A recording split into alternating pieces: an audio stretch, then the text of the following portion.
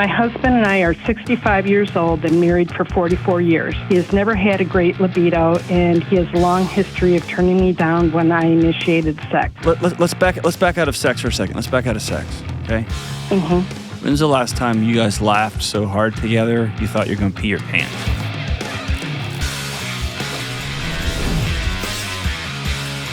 Yo, this is John with the Dr. John Delony Show, taking your calls from all over planet Earth. Real people going through real challenges. Their marriages, their mental and emotional health, trying to figure out what's going on in culture today, was trying to figure out what's going on in their kids' schools. Whatever you got going on in your life, my promise is I'll sit here with you, and we will figure out what's the next right move. If you want to be on the show, reach out at johndelony.com/ask and fill out the form, and it will go to Kelly, and she'll holla back girl at you, and we'll see if we can get you on the show. johndelony.com/ask. All right, let's go out to Dallas, Texas, and talk to Marie. What's up, Marie? Well, it's rainy and thundering here, but it's going okay. What's up with you? Water's not supposed to fall from the sky in Texas. Oh, we're so thankful for it. I was in Nashville the first year I lived here. After living all of my life in Texas, I heard somebody say it was raining, and it was a couple days in a row, and somebody said, "Man, I wish it would stop raining." And I whipped my head around, and I realized that's a sentence I don't think I'd ever heard. I'd never heard that sentence. I wish it would stop raining. So that's fantastic. Well, congratulations on the rain. Hope it works out for you guys. What's up? So I wrote down kind of a background and then to my question, so I'll just go ahead and read this. Sure, you got it. Okay. My husband and I are 65 years old and married for 44 years. He has never had a great libido, and he has a long history of turning me down when I initiated sex. I have learned not to ask him because it usually results in hurt. He's occupied with something else or is not in the mood. Then I decided to just tell him I need his attention. Sometimes I would come right out and ask him I need servicing. Still, sex remained a low priority for him. Over the past 2 years, he has had a heart attack and stents put in. He takes cardiac medication. We set a goal of 3 times per week, and we did well for a while, but then erectile dysfunction hit. So now he doesn't experience pleasure at all. He said the cardiologist PA told him it's just the way it is, and he can't take ED medications due to the cardiac medications. Recently, I became angry and told him I was going to call the cardiologist doctor and ask that she reconsider the medications and assist with the ED. I'm at that point again of giving up. He has increased attentiveness, but no physical touch. I feel like I'm dying inside, invisible, not worthy of anything. I'm angry. He irritates me. I don't like him right now. We have limited time here. We're on the short end of the runway. I just cannot accept that we're here again. If we were just sitting there in Dallas over some fajitas, I would get up and walk around the table and give you a hug. I'm sorry. Oh, thank you. I'm sorry. Thank you. Sometimes ED and erectile dysfunction, all that. I mean, you know this as well as I do. That's a hard conversation for anybody. It's embarrassing. It's all those things. And having been to an OBGYN appointment every year for your entire life, plus or minus, you don't really care. And I get that. This isn't about that. Like, you've been lonely for a long, long time, haven't you? The entire relationship. Yeah. Yeah, the entire relationship. Sex is the light on the dashboard here. Right. It's not the engine problem. Right. It's the one connection that that is between us and our faith. But yeah. Yeah, but I want to challenge you on the faith thing. I think the faith thing has been, let me put it this way. Again, every faith is different. You can read it however you want to, but he left your marriage decades ago. Ago. I tend to have a broader view of the word infidelity. And I know some people really narrow it down, especially in particular faith traditions, about it is simply about intercourse with another human being. Fine. However you want to describe it. I've just sat with people for years and years and years who hide behind that nonsense. And they leave their wives on a golf course, or they leave their husband for business after business after business after business, or they leave their partner for fill in the blank, or they just sit in a recliner scrolling whatever news channel or TV channel, falling half asleep in and out of whatever life they think they're having. Right. And so, I mean, then faith becomes this thing like to hide behind without having to deal with the true issue, which is, oh, you left me. You're just still sitting in the recliner. Yeah. And I don't want to, that's just the way I read it. Right. And so all that to say is, I'm sorry. Because now you're getting to the point where you're 65 and you hear the clock ticking a little louder and you're starting to look back and consider, have you wasted time? Like the most precious thing you've got, right? Right. I've always thought that. And the only way I've been able to stay in the relationship is by having faith, just thinking, okay, I'll refocus on my ministries and God and refocus there.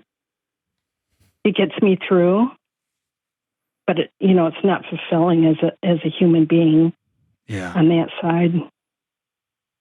So it sounds almost like you've used your faith as kind of like a Xanax to distract yourself, not as a way through this challenge, to have hard conversations and deal with the reality, but it's been a way to kind of wallpaper over the problem. Absolutely. Okay. Absolutely. Okay.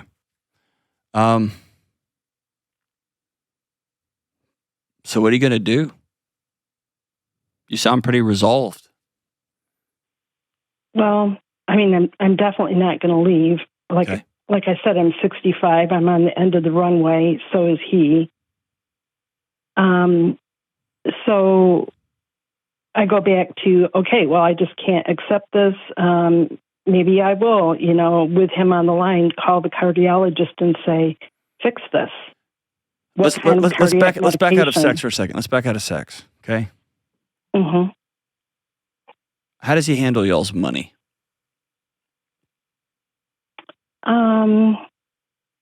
So we're retired right now. Okay. And so we watch the stocks a little when we absolutely have to. But we stay, pretty frugal. We've treated ourselves to things. He never goes overboard. Money is okay. Money is okay. We're surviving, and we hope that, we'll get to the other end with some money to get through life. When's the last time you guys laughed so hard together you thought you were going to pee your pants? Yeah. When is that? Yeah, when's the last time you and him got to laughing so hard he made you laugh and you thought you were going to pee your pants?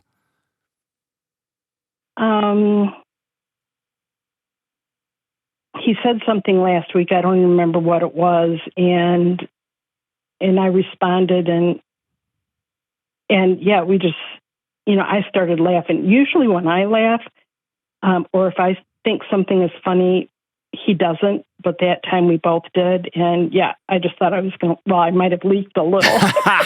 Good. Because I am over the hill a little bit. Oh, quit it. You keep talking about how old you are. Quit it. Kelly is way older than you. Way older than you. She's not, but no, she isn't. No, she's not.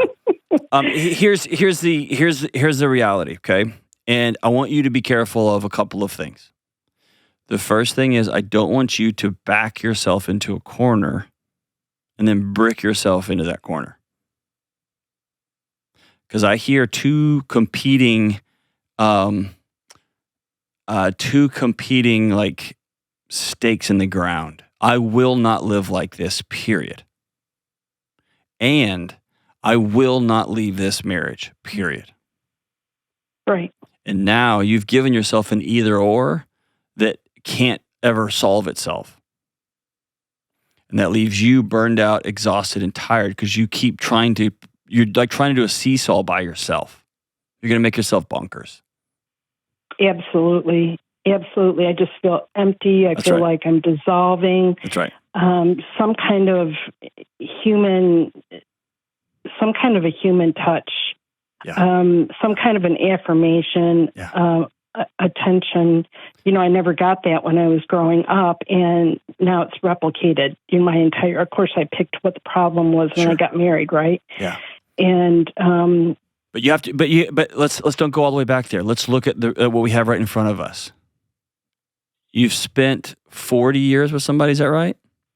44.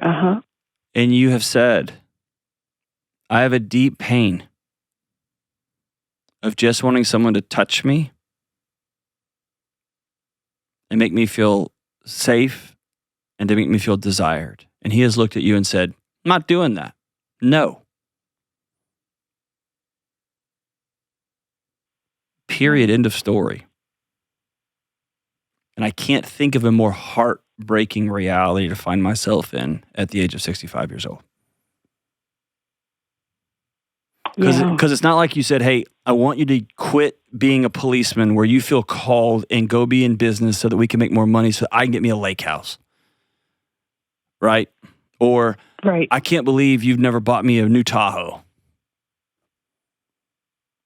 This is simply, will you sit by me on the couch and hold my hand and put your arm around me? And he looked at you and said, no, I won't, actually. And reduced you to oil change language. Will you service me? Right. Right? It's dehumanizing. And then you have spent 65 years wondering what's wrong with you. Exactly. And I wouldn't wish that thought on my worst enemy. So sometimes I just, go and sit down by him and I mean, skin to skin and just sitting together and, he puts his arm around me, but, TV is there and I'm still invisible. Yeah. I'm there, but I'm invisible. Okay. So here's the action steps you have in front of you. Okay. Like this pain is deep and I want you to go talk to somebody. Okay. Because I'm also hearing you wrestling with existential questions. How have I used my time? Has my life been good? Yeah. I got one shot at this thing. I've done a lot of hard stuff. I've also had some joy in there too. Like you're asking yourself those big, deep existential questions. And I want you to go sit with somebody, whether it's a pastor that you trust, please tell me it's somebody that's trained, knows what they're doing, or go see a counselor or get a group of women your age and begin to have these conversations out loud. Okay. That's number one. Okay. Number two, I want you to put front and center the reality that you find yourself. And I love this because you're trafficking in reality. Your emotions are all over the place. They're scattered across 65 years of your life. But your frontal lobe, your brain, your prefrontal cortex is present in the moment. The clock is ticking. I'm 65 years old. Great. And I want you to be specific. Not about feelings, but about what do you want to do? Who do you want to be? My fear is you've been chasing a feeling of being loved for a long time. And if I were to sit down with your husband, he would look at me and say, I put food on the table. I worked myself to death. I've had a heart attack. I just grew up a certain way, so I don't even know how to love her. And you see how you just you said it best, you end up marrying your childhood, right? But you get in this dance.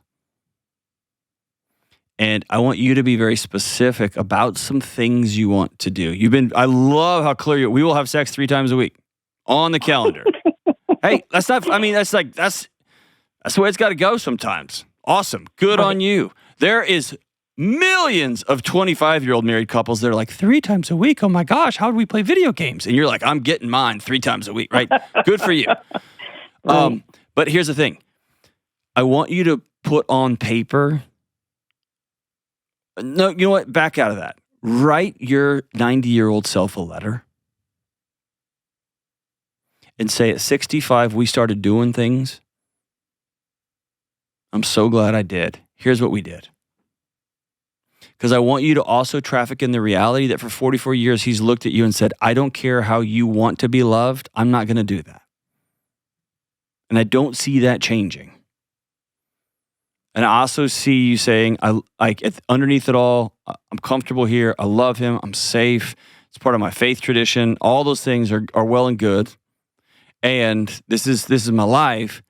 And so I'm not leaving it. So it might be that you get with some girlfriends and start saying, okay, we're going out. I'm going to learn how to dance. I got so many years till my hips quit working. I'm going to go dance.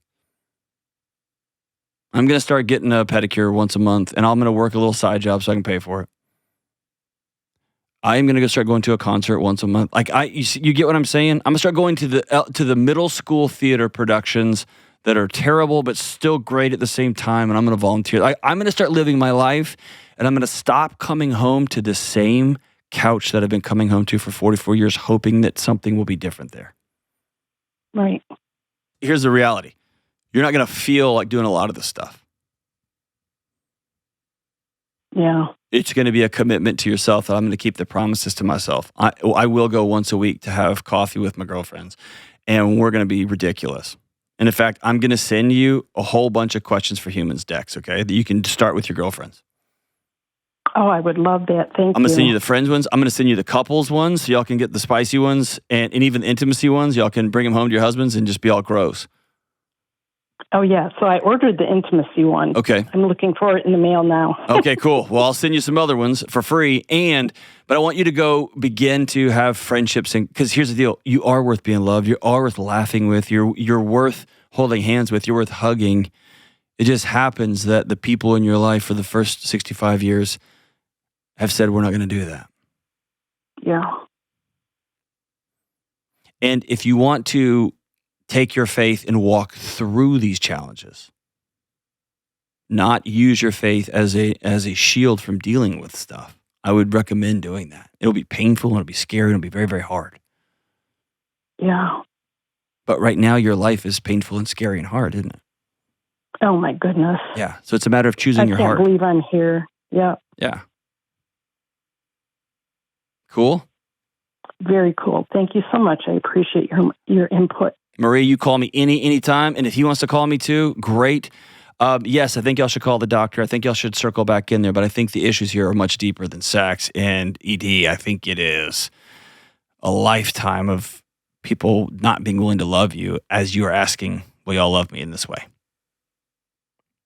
Thanks for the call, sister. All right, when we come back, we talk to a man who wants some advice on how to wrangle his wife's emotions. This show is sponsored by BetterHelp. Hey, while the world seems like it's falling apart, we're all under pressure to perform. And we're all under pressure to perform and look like we're keeping it all together at the same time. And we all know that support is good, but we're not even allowed to ask for it. Women are often told that they have to be everything to everyone all of the time, and somehow they have to just intuitively know how to do it all. And men are often told they are the reason for every bad thing in the world, and that asking for help means they are weak or less than. Here's a wild statistic. 76% of people globally agree that mental health care can help resolve personal problems, yet 6 out of 10 people still believe that society discourages asking for help. Listen to me carefully. Real strength comes from opening up about what you're carrying and then doing something about it so that you can be your best self for you and for everyone else in your life. If you're feeling like the weight of the world is starting to bury you, talk to someone, anyone, a friend, a loved one, or yes, a therapist. I talk with a therapist every week, and you might consider doing it too. If you're thinking about trying therapy, contact my friends at BetterHelp. BetterHelp is 100% online therapy, so it's affordable and convenient for your schedule. To get started, you just fill out a short online survey to get matched with a licensed therapist. And if it's not the right fit, you can switch therapists at any time easily and for no extra cost. Talk it out with BetterHelp. Visit BetterHelp.com/Delony to get 10% off your first month. That's BetterHelp, HELP.com/Delony. Hey, it's Delony for Hallow, my favorite prayer and meditation app and the #1 prayer app in the world. As the great Ferris Bueller once said, life moves pretty fast, and it's true. We're all juggling work and family. We're juggling a million things at once. And in the chaos, we often forget to pause and reflect. Creating peace in your life doesn't just happen. You have to have space for pausing and reflection. But we have to choose it. We have to make space for it. And that's where Hallow comes in. Hallow provides you amazing opportunities to slow down and reconnect with what matters most. One of the best features on Hallow is the Daily Reflections with Jeff Cavins, because he helps you connect scripture to real-life joys and real-life challenges. Or if you're struggling with anxiety or feeling overwhelmed, Hallow offers mental health meditations and prayers that I have found useful. From healing emotional wounds to establishing healthy habits, these guided prayers give you words of comfort and longing when you're all out of things to say. If you're ready to find some peace in the chaos and some purpose in your day, check out Hallow. Right now, when you sign up at hallow.com/Delony, you'll get 3 months for free. Again, that's Hallow, HALLOW.com/Delony for 3 months for free. All right, Wayne in Boise, Idaho. What's up, Wayne? Hey, Dr. John. Thank you so much for taking my call. Of course, brother. Appreciated, brother. What's up? Hey, man. So I'm going to start with my question. I'll give you a little bit of context, and I'm excited to dive in with you. But my question is, what can I do to be better equipped to handle my wife's emotions? I feel like I have the emotional capacity the size of a coffee mug, and she's trying to dump a 5-gallon bucket into my small little cup. I'm getting completely overwhelmed, frustrated at times, and when this happens, I tend to shut down. This is probably our #1 obstacle in our marriage is these emotions. Yeah. So any help you got, man, I'd be appreciative of it. You love this woman, don't you? Big time. Yeah, I can hear it in you, man. Like, this isn't you complaining about her. This is a problem you want to solve. I could tell. You got it. Man. How long you been married? We're coming up on 9 years next month. First marriage for both? Yes. How old are you? 41. Okay. What? Something happened that precipitated this call. What was the last big blow up? When I expressed my emotions, Give me an example. feelings, Give me an example. I was flying around the kitchen, washing dishes. I left the pans on the stove to dry, and she said, "Hey, why don't you just put away the pans?" And I was trying to do 50 other things, clean up after the kids, dinner. And I took that as she didn't appreciate all that I was trying to do. Mm-hmm. So when I expressed those feelings, it hurt her feelings. Mm-hmm. And then that was the last biggest thing. But it continuously, like when we get in disagreements or arguments, it all boils down to her emotions and my lack of ability to acknowledge them, maybe. I think she would probably say that I'm not all there for her emotionally. I don't hear that in the example you just gave. How are you not there for her emotionally? Maybe it's Does she expect you just to take whatever she throws at you? Whatever she says, whatever she encourages you, however she lectures you, however she criticizes you, you're just supposed to accept that? I mean, because as you just described that one story, I feel like 100% I would have felt like you did. I'm in here trying to be a modern dad. I went to work all day. I'm trying to do these things. I'm trying to help. I'm doing the dishes. And I'm trying to get the kids squared up, and I know you're busy, and I'm trying to be a good guy. I'm trying to be a good dad. I'm trying to help. And the first thing that comes in here is not like, oh my gosh, I'm so grateful for you. It's a critique. Right. I'm totally with you. Totally with you. It's a thing I hear very common from men, which is I feel like I'm in a failure factory. When I don't know how to help, because when I do help, I don't do it right. I see that. And then I just know how I process like my feelings and emotions is completely different than, understandably how she processes hers. And I don't understand. And maybe like I've never had like a role model. As men, we don't get to see emotions and how they're played out. That's right. Man to man. So I don't want to like put this on her because she's a great woman, but I'm looking for some tools to maybe just help myself. So let's do this. Let's look at emotions as simply lights on a dashboard. Okay. Emotions are not designed to tell you the truth. They're designed to keep you safe.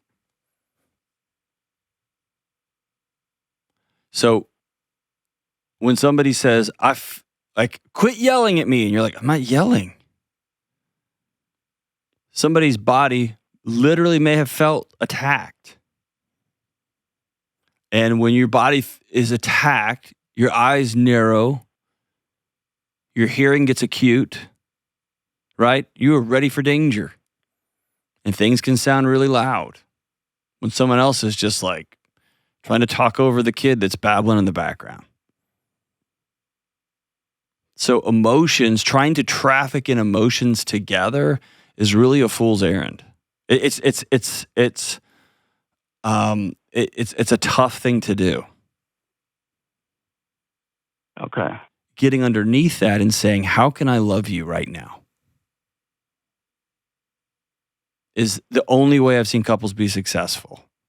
And they do that in a bunch of different ways, but I haven't seen people be successful trying to manage each other's emotions. Because if somebody is struggling with the emotion of shutdown, then the other person's body just gets louder, which then causes the person to shut down more. Or when somebody's going over the top and somebody gets small to try to not provoke anymore, the person's not getting the rise that they need, and so they get loud, right? So it just becomes this wild firefight. And probably her being spicy is why you loved her. It's why you married her. It's why she was fun. And you being stable is probably what made her feel safe. And so there's underneath some of that, the emotion stuff is good too, right?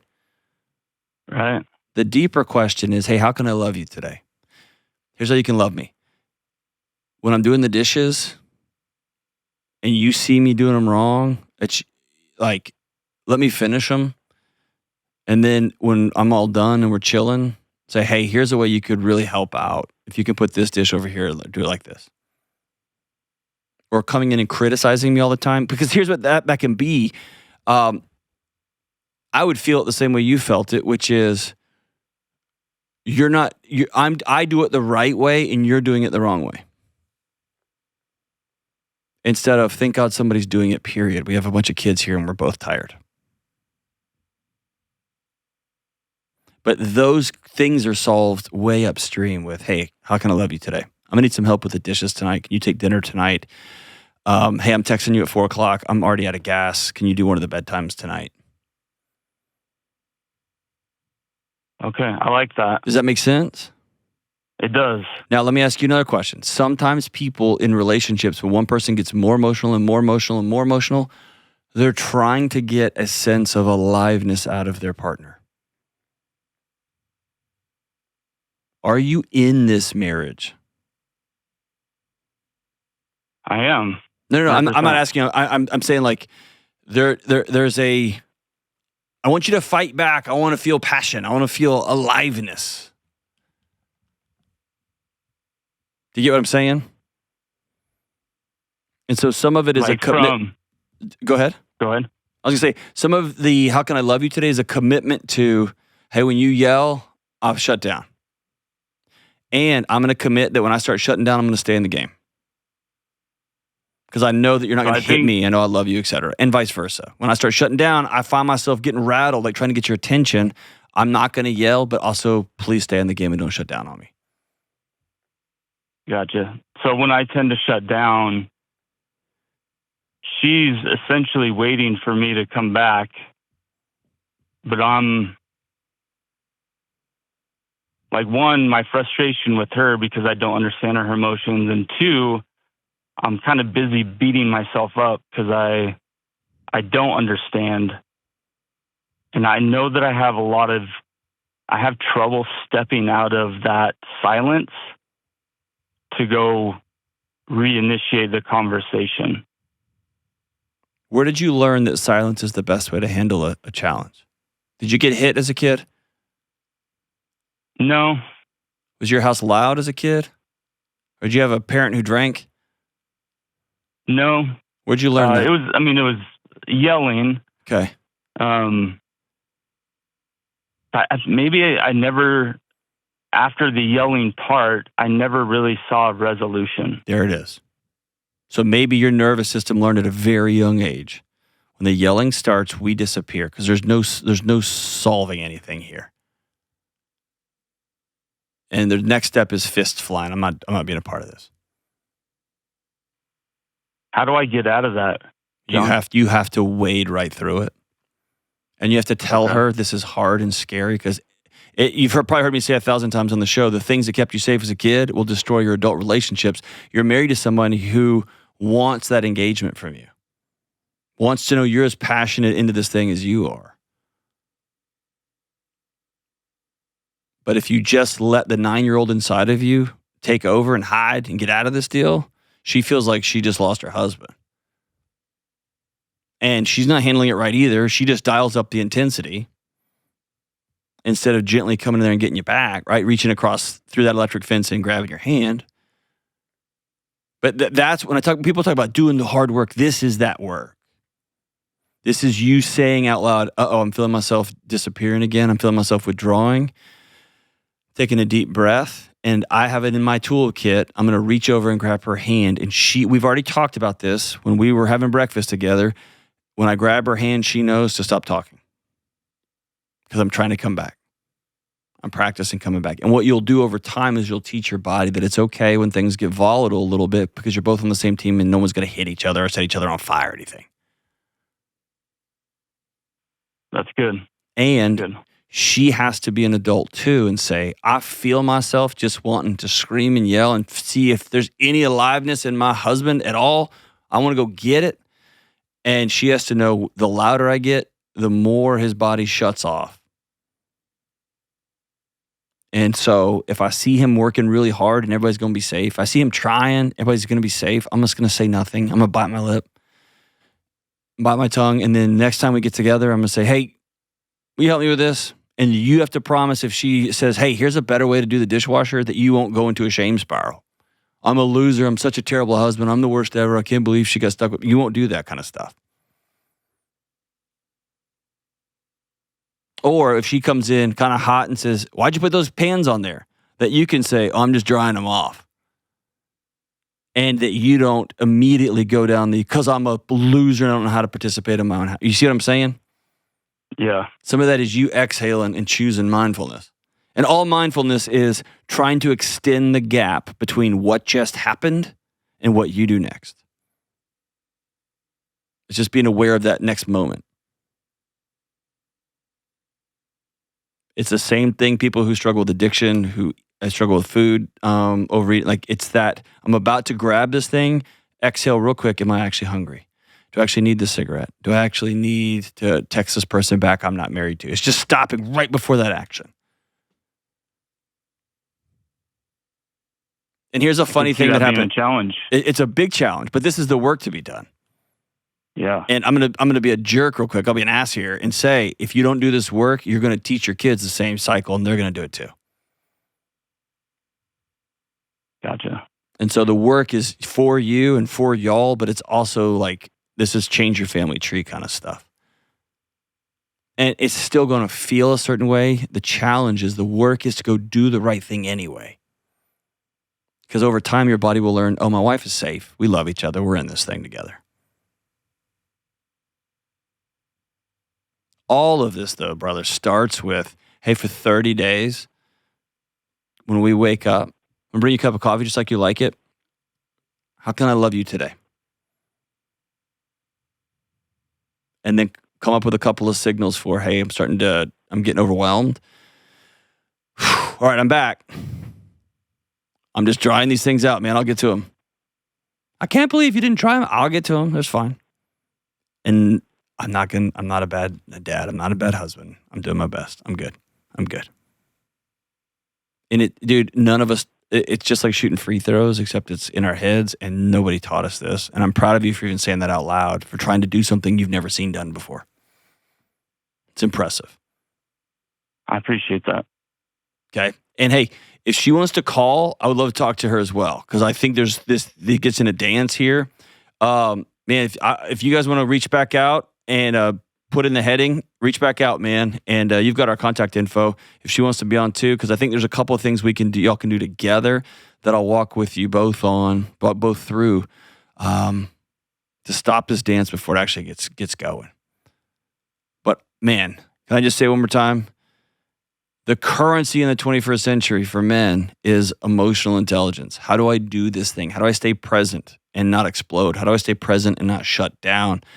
How do I meet my wife where she's at and stand firm? And that wasn't what our dads taught us.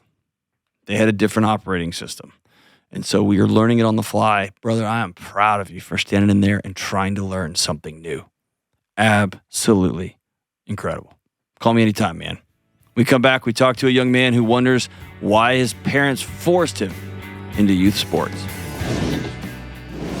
I've been on board with the benefits of red light therapy for a long time, and that's why I'm excited to tell you about Bond Charge. Our lives are lived almost entirely inside, under the harrowing glow of fluorescent lights and in front of little screens and medium-sized screens and big screens, and all of this stuff affects our mood, our sleep, our anxiety, and studies are showing it. And this is why I love Bond Charge. Bond Charge is a world leader in red light therapy and EMF blocking gear. I use their red light therapies every single day. Red light therapy can help boost your mood, help you recover from injuries, help reduce stress, and even help with sleep. I use my red light therapy panels, infrared sauna blanket, my EMF mat, all of it. And listen up, if your skin looks tired, check out Bond Charge's red light mask for skin recovery, collagen production, and improved blood flow. I got the mask, and I think I look like a smoke show. Just wear it 10 minutes a few times a week for fresher skin. No creams, no appointments. It's lightweight and it's cordless. Go to bondcharge.com/Delony and use coupon code Delony to save 15%. That's BONCHARGE. Bondcharge.com/Delony and use coupon code Delony to save 15%. All right, Dallas, Texas. Let's talk to BEN. What's up, Ben? Hey, Dr. John. Thank you so much for taking my call. You got it. What's up, dude? And apologies in advance. I'm super nervous about this. So. Oh, man, you're good. Don't ever apologize on this show, man. We're all trying to figure it out the best we can, man. Yep. So my question is, how do I get past the resentment I still have from being forced to play youth sports? How old are you? I'm 30. Okay. What are you resenting? What do youth sports cost you? Well, basically, here's some background on it. I was put in sports at a very early age. I played as long as I can remember and was just told, hey, here's the sport you're going to play. You're going to play it throughout high school, and was just molded and shaped into the image other people wanted me to be. And I feel like in the end, I became a decent player, but I feel like a lot of my childhood and teenage years were miserable. Do you still have a relationship with your parents? Yes. My parents are amazing. I love them so much. And they are, they've always been amazing parents when it came to everything. But when it comes to this, it's just like the one part that the only thing really I struggle with the resentment issue. I have a hard time believing that. Prove me wrong. Mainly, sports was a big part of my life. It was, like I said, something I did at a very early age. Travel sports, youth sports, year round. But you told me your parents were amazing and wonderful. So there's a scenario where you got to spend a lot of time with them, got to go on the road, go to hotels with them, you got to hear them cheering and screaming for you. Yes, and also a lot of long car rides home, a lot of yelling and screaming. Okay. Then don't dishonor yourself by saying they're wonderful and great and the best parents of all time ever, except for this one little thing. The honest truth is, they did some really great stuff for you. They provided for you. They got you to, I'm just making stuff up. They got you to college. They're still married. They're good people. And maybe they used you to prop up their own insecurities. Maybe you were a walking, living, breathing trophy for them. And no kid should have to carry that weight. Gotcha. It definitely felt like I never played the game, but I played the game for them and not there you go. For me. So here's a big This was question. about You're them. 30, and man, I could be out to lunch here, but I doubt it. What are you still doing in your life for them? Sunday lunches? Are you a lawyer and you don't want to be? Do you still have to travel to Thanksgiving? Because this is how we do it in this family. You're driving a Volvo and really you want to drive like, what are the things you're still doing now because your dad gives you that nod? I feel like, performance is a lot. Yep. So trying to do good at my job, trying to do good. What does do good with my mean? family. Trying to make sure I'm, succeeding. No. With my job. I'm drilling down on purpose. What does succeed mean? Does your dad ask you how much you made last year? Yeah, making money. There you go. That's a big part of it. Do you have kids? Yes, I have two. How old are they? One is 2, and the other one is 6 months. Okay, so has he already started lecturing the 2-year-old? Yes. No, we live in a different city, so I know, but when you see him, like, well, hold on, whoa, like when the 2-year-old acts too, or talks back, or does something silly. No, I mean he will lecture me, but okay. I kind of figure, he's my dad. He's always going to do that. He doesn't have to. He could sit outside on his front porch and drink a cup of coffee and be so happy that his son's home and get to just revel in his grandkids. He can just see that his son is smiling and his wife still likes him. And it appears that he's making good money, but who cares because they're happy. The reason you have resent in your heart, brother, is not because they forced you to do sports growing up. It's because you're still playing a sport for them. Still. Mm-hmm. And that's exhausting, man. Oh, yeah. And it wouldn't surprise me if your wife is tired of having her life also regulated by your parents. And it may be coming of age where you are seeing your 2 kids and you're starting to think, how in God's green earth could you talk or treat them like that? Yeah, I have noticed myself thinking about that. Yeah. So your anger isn't past tense. It is right now.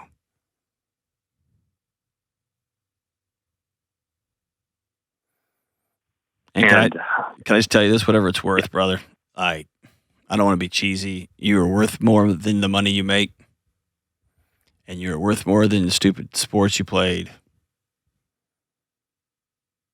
And I wish your memories of car rides with your parents was filled with fart noises and singing along to Garth Brooks songs and not getting lectured about how you should stand and hold your stance better for baseball or whatever.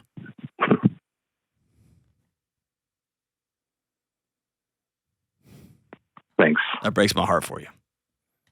And for the millions of other kids who are in the exact same situation, whose parents are using them as proxies for to rerun their childhood.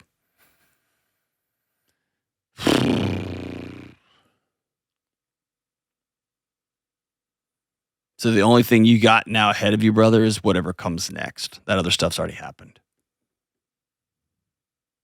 What does that look like? Here's what it looks like. It's like putting your feet in the ground and standing up really tall, not in a dishonorable way, but doing things like, how's your year going? Good. Well, how much money have you made? You know what? I'm just going to start keeping that private between me and my wife. Are you serious right now? Yeah, I'm just going to stop talking about money. Hey, Thanksgiving, we're doing actually this year for Thanksgiving, we're going to go to Disneyland. We're taking the kids. Your mother's going to be really upset. Yeah, but this year we're not going to come. And you're going to feel guilty. You're going to feel ashamed. You're going to feel less than. And there's going to be the you really hurt your mother. All that stuff. That's okay. My days of living my life for y'all are now officially over. I have my own wife and my own kids. And every bit of this will feel hard and weird. All right, I'm throwing a lot at you. Talk back. Yeah, I mean, it just to think about, throwing my shoulders back and just being with my family and kind of taking charge. Sounds good. Will you do it? Yeah, I will. Can I flip this whole thing over on you for a second?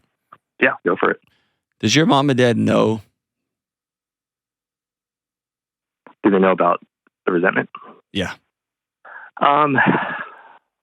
I don't think so. The few times it's been brought up, they kind of just shrug their shoulders and go, "Oh, what do you mean? Of course you had fun playing." No, I'm not talking about the resentment from childhood sports. I still think that's the proxy. I'm talking about right now. When your mom calls and asks, "Have you done this with your kids yet? Why are you letting them?" Dude, you don't get a vote. They don't get a vote, brother. Do they know that? I hope they do. That means they don't. Hey, and I don't blame you. That's a hard conversation. Right. It will be cruel if you find yourself continuing along the same path, doing what they want to do, responding to their inquiries, trying to be successful so that somehow, some way your dad will finally say he's proud of you, or at least not say he's disappointed in you. And you come to resent them, because that resentment will be on the back of you not having boundaries because you're 30 years old now. Mm-hmm. You are now no longer being dragged around in the back of a Suburban. And so the most fair and honorable thing you can do for them is to establish boundaries so that you can preserve the relationship. The most unfair thing you can do is just to say nothing and continue to seethe and seethe and seethe and seethe until you finally explode.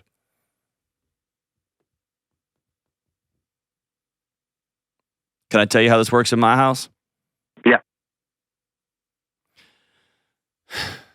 I would ask your wife to make you a list of the ways that you are still being parented by your mom and dad.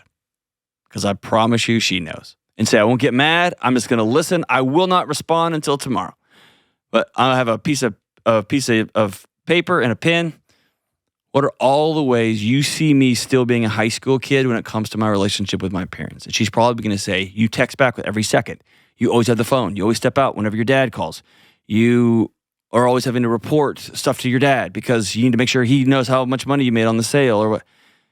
And every time your mom comments on why is the kid's shoes scuffed up, that you turn around and why aren't we calling enough or FaceTiming enough? Or she's probably got a whole list of things. Give her permission to shine a light in the areas where you can't see, where it's dark. And then I want you just to exhale and spend a couple of days with that list and ask yourself, is this true?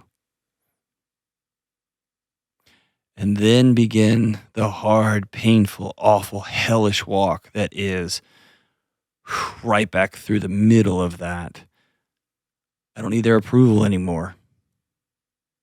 I wish I had their love. It'd be awesome, but I don't have their approval anymore. And I never had it in the first place. And all of their weight on me was never about me. It was about them. And they actually probably did want the best for me. They just didn't know how to say it. So they thought performance was the best. And then anyway, I got to walk back through the middle of that. And on the other end, you're going to stand up tall and say, this is my house with my wife. And as for us in our house, here's how we're going to be. Mom and Dad, we want you to be a part of it. We hope you are, but here's what that means. It's a tough, tough, tough road, brother. And I'm not saying cut them out, but I'm saying it's time for you to get out of the back of that Tahoe or that Suburban and begin to live your own life. This is not about childhood sports. This is about right now. We'll be right back. I grew up playing sports, and I've grown up in weight rooms my whole life. And I realized a few years ago that I took for granted how frustrating, how nerve-wracking it can be for someone who's never worked out before to just waltz into a gym or a weight room or a workout class for the first time. And now that I'm getting older, when I find myself in a traditional gym, even I find myself like sizing up some beefcake muscle head just to see where I compare. Listen, here's the truth. We all need to lift weights. Men, women, young and old, everyone needs to lift heavy things. We all need to move more. And knowing what to do, when to do it, even how to do it can be super intimidating. So whether you've been lifting and working out for decades or you're ready to get started for the first time, I want you to check out the incredible programs with my friends at Trainwell. I've used their workouts. My wife and her friends use them. My older sister is getting jacked with her Trainwell trainer. And even Kelly, the producer of this show, is now a Trainwell devotee. It's a movement. Trainwell offers tailored workouts with step-by-step guidance from real people, meaning it's not just an app and it's not just a personal trainer. It's the best of both. To start, you just take a short quiz, you get matched with a real live coach, someone who will actually listen to you and work with you to build a plan that works for your body, for your season of life, and for where you want to go. They have videos that give you step-by-step guidance, and your trainer will check in with you after your workouts to see how you did and how you're feeling. Now is the time to take control of your body once and for all. Check out my friends at Trainwell. And Trainwell has a special offer for my audience, just $89 a month when you lock in your plan, plus 14 days of free training. Go to trainwell.net/Delony right now. That's TRAIN, trainwell.net/Delony. All right, Kelly, what happened that was cool? All right, this is a wonderful email from Jason in Lexington, South Carolina. Awesome. He says, all right, hey, Dr. John and Kelly, you are going to be getting an invitation to my wedding soon. I'm marrying the woman of my dreams, Emily, in June. It wouldn't have happened without you and your team. When I discovered your book randomly in August, we were good, but I had a lot of work to do. Since I discovered you, I've read both of your books, never missed a show, and have begun a journey to wellness with a therapist. I need you to know that you have impact. Even if a call seemingly has nothing to do with my life, you always apply wisdom and an action step that I can use somewhere else. Your impact is massive. I know you can't come, but please see the invitation for what it is. Proof that you are changing lives.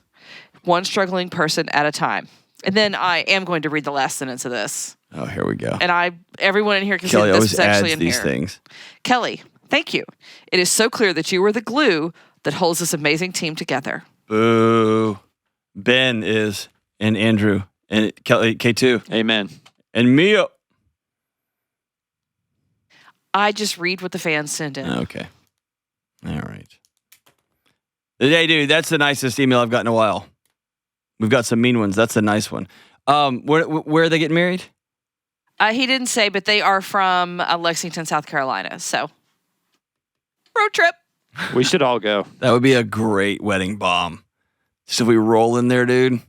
It'd be also funny if we put their registry in the show notes and just encourage everyone just to nuke it. But if we did that, it would be chaos. We'd get registries all. We can't do that. But that would be cool. Let's think of something fun to do for their wedding. We'll come up with something.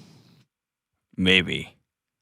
You know, it'd be dope. Hey, if they come here, Kelly will go get a tattoo with you. Another one. That would be cool. Nope. Old English ones. Nope. Whatever. KDFL for life. What's your favorite hip hop group? I can say some country artist. Well, no, because you said hip hop. It doesn't matter. So that wouldn't be a country. What was that hip hop country guy back in the 90s? He's from Dallas. He's from DFW. Hip hop country guy. Yeah, what was his name? I was going to say Cowboy Curtis, but that's Pooh's big Cowboy adventure. Troy. Cowboy Troy. That wasn't great. No. No, that wasn't great. Let's not. Let's not. Yeah. Hey, everybody. Love you guys. Stay in school. Don't do drugs. Go find somebody and be extra kind and tip well.